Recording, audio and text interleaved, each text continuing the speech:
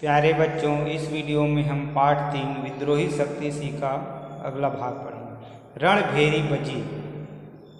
रण का जैसे आप लोग महाभारत वगैरह देखे होंगे तो उसमें शंख बजता है, उसी प्रकार रणभेरी बजी। कोलाहल मच गया और रणभेरी युद्ध के साथ ही कोलाहल मच गया।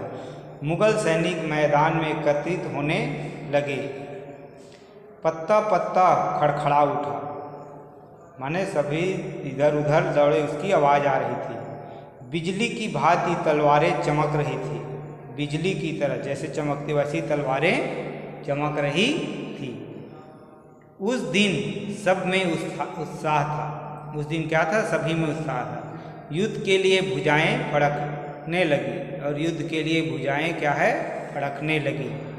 शक्ति सिंह ने घोड़े की लगाम पकड़कर कहा, आज अंतिम निर्णय है, मारूंगा या मरकर ही लौटूंगा।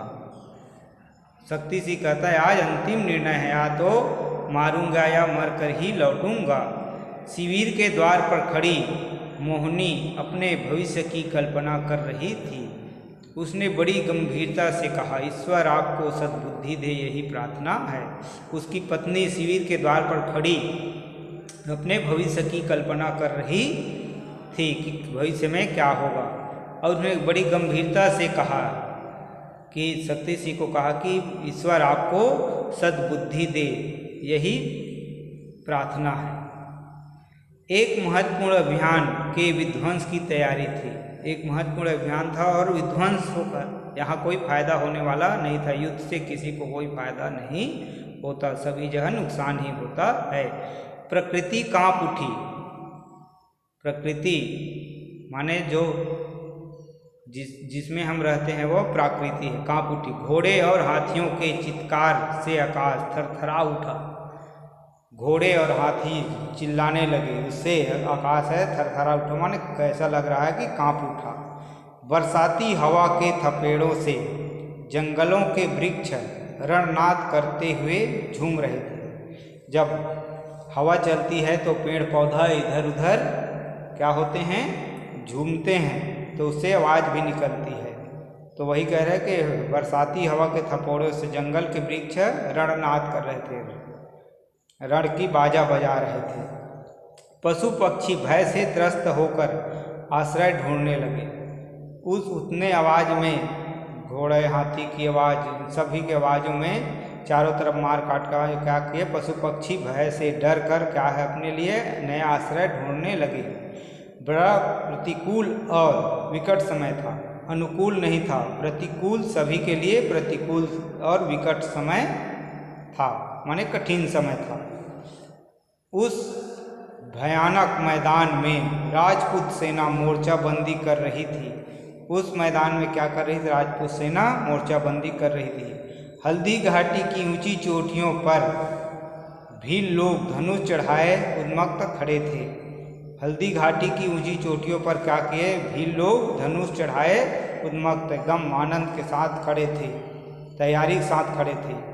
महाराणा की जय, और क्या बोल रहे थे? महाराणा की जय। शैलमाला से टकराती हुई ध्वनि मुगल सेना में घुस पड़ी, और जब वो चिल्लाए महाराणा की जय तो उनकी आवाज़ है वो मुगल सेना में क्या पड़ी? घुस पड़ी। युद्ध आरंभ हुआ। भैरवी रणचंडी ने प्रलय का राग छेड़ा। भैरवी रणचंडी ने क्या किया? प्रलय का राग छेड़ा। मनुष्य हिंसक जंतुओं की भांति अपने अपने लक्ष्य पर टूट पड़े। मनुष्य माने जितने भी सैनिक थे वो हिंसक जैसे कोई हिंसक जंतु है, जानवर है, वो टूट पड़ता है, दूसरे पर आक्रमण कर दे, उसी प्रकार सभी लोग अपने अपने लक्ष्य पर टूट पड़े। सैनिकों के निडर घोड़े हवा में उड़ने लगे, और जो सैनिक घोड़े पर सवार थे वो लोग इधर उधर मारकाट करने लगे। तलवारें चमकने लगी। पर्वतों के शिखरों पर से विषैले बाण मुगल सेना पर बरसने लगे। पर्वत के शिखर से भी लोग क्या करें? विषैले बाण मुगल सेना पर बरसाने लगे। सूखी हल्दी घाटी में रक्त की धारा बहने लगी। सूखी हल्दी घाटी पर क्या है, रक्त की धारा बहने लगी।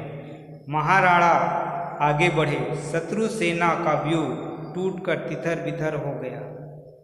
उसने जितने भी योजना बनाए थे शत्रु सेना, मुगल सेना, वह टूटकर क्या हुआ, तितर बितर हो गया दोनों ओर से। जैसे अभिमन्यु ने महाभारत में क्या किया था, चक्रव्यूह तोड़ दिया था, वैसे ही उनका व्यूह को महाराणा प्रताप ने तोड़ दिया।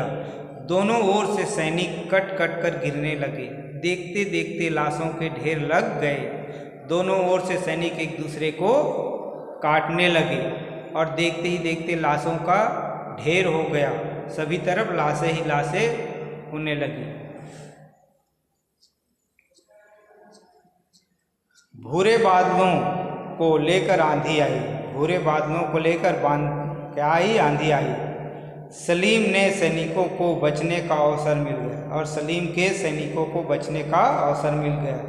मुगल की सेना में नया उत्साह भर गया। तोप के गोले उथल पुथल करने लगे। अब मुगल सैनिक लोग क्या करें, तोप के गोले छोड़ने लगे। धाएं धाएं करती बंदूकें से निकली हुई गोलियां दौड़ रही थी, और उनके पास बंदूक था तो बंदूक से गोलियां चलने लगी। जीवन कितना सस्ता हो गया था। उस दृश्य को देखकर ऐसा लग रहा था कि यहाँ जीवन का कोई मूल्य नहीं है। चारों तरफ एक दूसरे को देखकर लोग क्या कर रहे थे, मार रहे थे। महाराणा प्रताप शत्रु सेना में सिंह की भांति उन्मग्न होकर घूम रहे थे। महाराणा प्रताप शत्रु सेना में शेर की तरह इधर उधर जितने लोग आ रहे थे उनको मार रहे थे। जान की बाजी लगा दी और अपने जान की परवाह न करते हुए उन्होंने पूरे आक्रमण कर दिया।